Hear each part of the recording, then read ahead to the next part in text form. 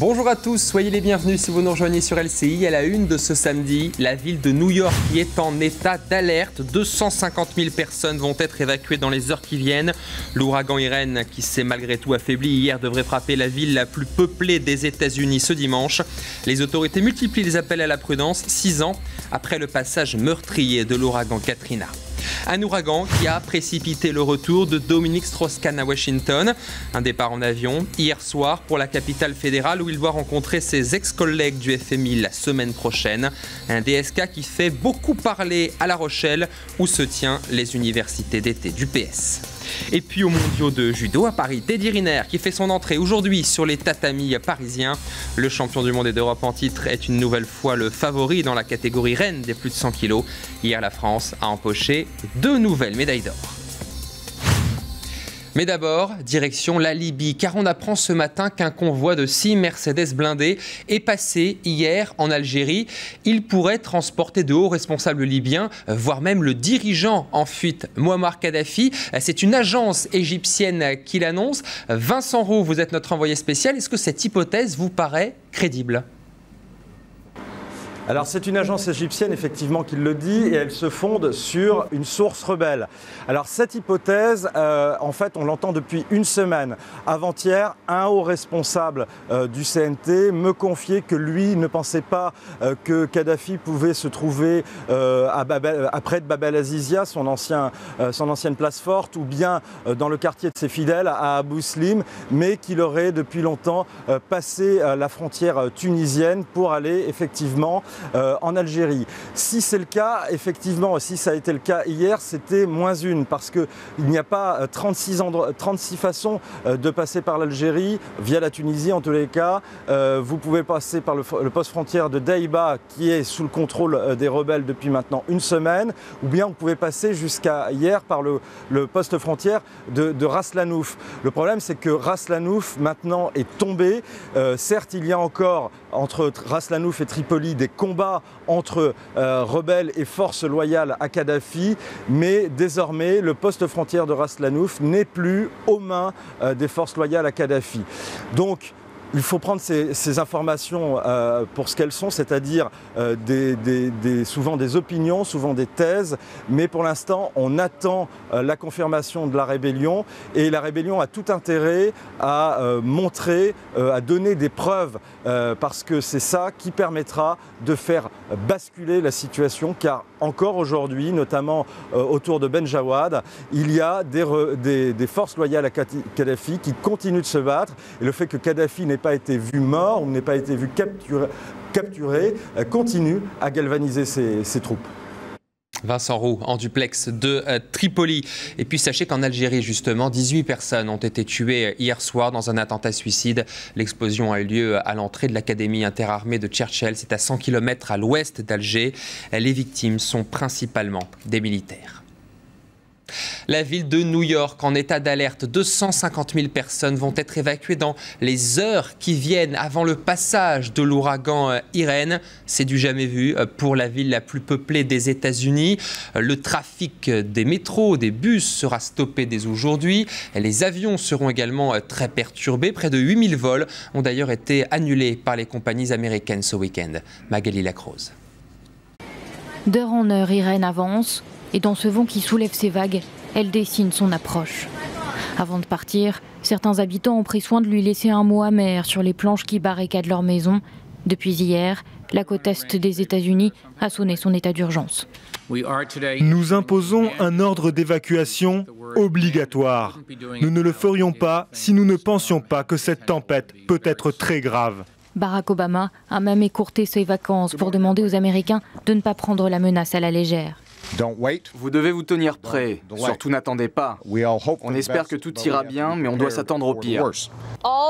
Quartier par quartier, la police ratisse les routes avant qu'Irene ne vienne les balayer. En première ligne, la Caroline du Nord, les vagues déjà hautes répètent le prélude du déferlement attendu. À New York, 250 000 personnes ont entamé un exode obligatoire. Les eaux pourraient monter de 3 ou 4 mètres, si bien que les bus et les métros qui transportent 5 millions de personnes par jour ne fonctionneront pas ce week-end. Et à voir ces images spatiales, les experts estiment déjà que les dégâts pourraient atteindre 12 milliards de dollars. Et c'est l'arrivée de cet ouragan sur New York dans les heures qui viennent qui a avancé le départ de Dominique Strauss-Kahn de quelques heures pour Washington en compagnie de sa femme Anne Sinclair. Vous le voyez, l'ancien ministre a pris l'avion aux alentours de 22h heure française. Image signée Alassane Federowski, l'un de nos envoyés spéciaux. DSK qui a ensuite regagné son domicile de Washington avant de rendre une visite à ses ex-collègues du FMI. Ce sera vraisemblablement en début de semaine. Le départ de sa maison de Tribeca qui intervient en pleine université d'été du PS. L'ombre de DSK plane sur La Rochelle. Va-t-il revenir en France et quand va-t-il intervenir dans le débat de cette primaire? Le grand absent fait beaucoup parler. Esther Lefebvre et David Vérac sur place. Faute de figurer sur cette photo de famille, parmi les candidats, Dominique Strauss-Kahn pourrait quand même collaborer au projet socialiste. Pour ses proches, c'est même une certitude. Évidemment, il s'exprimera, je pense, logiquement sur ses convictions dans le cadre de l'année 2012. On ne comprendrait pas qu'une personne qui a suscité autant d'intérêt et de confiance chez les Français ne puisse pas élaborer son message. Aujourd'hui, il est libre. Il n'est plus directeur du FMI, il n'est pas candidat aux primaires, il peut parler quand il veut, au moment où il veut. Et il en discutera avec Martine Aubry. Un retour en politique légitime pour les ténors socialistes. Quant aux militants, il ne leur manque pas vraiment. Je pense qu'il vaut mieux qu'il reste dans son silence. Il a une sorte de rédemption à avoir, peut-être un pardon par rapport aux gens qui ont cru en lui. Moi, je ne l'attends pas, sa parole. Voilà, il y a eu un abandon de poursuite. Un abandon ne veut pas dire que c'est une personne innocentée. Certains sont sévères, d'autres simplement mal à l'aise. Aujourd'hui, on est là pour parler du projet, de ce qu'on peut proposer aux Français. Des militants sur la même ligne que le reste des Français. Selon un sondage BVA, pour 58% d'entre eux, c'est une mauvaise chose qu'ils jouent un rôle dans la campagne. Et justement, ces sondages, ils ne sont toujours pas favorables à Martine Aubry pour la primaire. C'est elle pourtant qui a ouvert le bal des prétendants à la présidentielle hier à La Rochelle.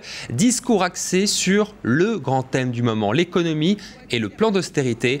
L'occasion de rejeter une nouvelle fois la règle d'or souhaitée par Nicolas Sarkozy. Nous ne nous laissons pas prendre à cette règle qui est un acte de diversion. En réalité, la droite n'a qu'un seul souhait: enfermer les Français dans la crise pour leur dire qu'on ne peut rien changer. Eh bien moi, je vous le dis, mes camarades, bien sûr, nous sommes sérieux et nous n'avons aucune leçon de gestion à recevoir de la part de la droite. Je n'avais pas besoin, moi, d'avoir une règle inscrite dans la Constitution pour redresser les comptes de la sécurité sociale et faire la CMU en même temps. Nous tous, élus de gauche, nous n'avons pas besoin de règles non plus inscrites dans nos lois pour gérer convenablement l'argent que nous donnent les contribuables et en plus avec justice. Et la suite des universités d'été du Parti socialiste, ce sera à suivre en direct sur LCI vers 11h30. Discours de François Hollande et puis celui de Ségolène Royal, ce sera à partir de 17h30. Après une semaine marquée par l'annonce du plan gouvernemental de 12 milliards d'euros, de mauvais chiffres du chômage, ce sont les syndicats qui se préparent à une rentrée chargée. Des partenaires sociaux qui ont commencé à être reçus par le Premier ministre. D'ores et déjà, la CGT appelle à la mobilisation. Guillaume Deblé avec Anne-Chloé Bottet. C'est le plus en pointe de cette rentrée sociale. Déjà avant les vacances, Bernard Thibault appelait à une grande journée de mobilisation au mois d'octobre. Le plan de rigueur annoncé par François Fillon n'a fait que le renforcer dans ses convictions. L'austérité et la précarité sociale, il y en a marre. Pour nous, la note, c'est triple zéro sur l'action du gouvernement. Et c'est la raison pour laquelle nous proposons à la prochaine intersyndicale que nous discutions du principe d'une journée de mobilisation faite de manifestations et pourquoi pas d'arrêt de travail dans les entreprises dès les premiers jours d'octobre. Le problème, c'est que les autres grands syndicats, s'ils jugent également injuste le tour de vis budgétaire, sont loin d'être aussi motivés. Reçu jeudi par le Premier ministre, François Chérec semble réticent. Hier, c'était au tour de Jean-Claude Mailly, le patron de FO, qui ne fait pas partie de l'intersyndicale. Et pour lui, c'est carrément non. Si c'est une journée de manifestation, ça va changer quoi ? Donc chacun ses responsabilités. Maintenant, si la situation effectivement l'exigeait, on est prêt à l'unité d'action, mais sur des bases claires et pas pour faire une journée qui... On va demander aux gens de descendre et le soir, tout le monde rentre à la maison et le lendemain, ça n'a rien changé. Sans force ouvrière, donc, l'intersyndicale se réunira jeudi prochain. Pour le moment, seuls la FSU et Solidaire ont affiché leur soutien à la CGT pour appeler à la mobilisation.